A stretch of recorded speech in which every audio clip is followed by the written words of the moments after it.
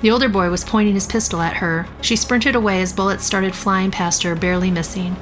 She veered off the road into a neighborhood, hopping over a fence. She dodged through a couple of yards, zigzagging between houses with swift and familiar steps, quickly putting a few houses between her and the boys. She crept into a garage and shut the door behind her. She stood perfectly still and quiet. The boys ran through the yard and past the garage and into the next yard. She peered out of a dirty window pane and watched them search the adjacent yard for her as they kept jogging in the other direction.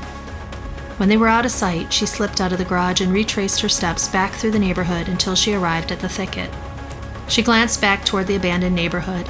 The boys were nowhere in sight. She ran quietly through the trees until she stepped onto the garbage-covered shoreline of a debris-filled lake. She shoved a fishing boat into the murky waters. The angry but now muffled shouting of the older boy faded slowly as the boys searched for her deeper into the neighborhood.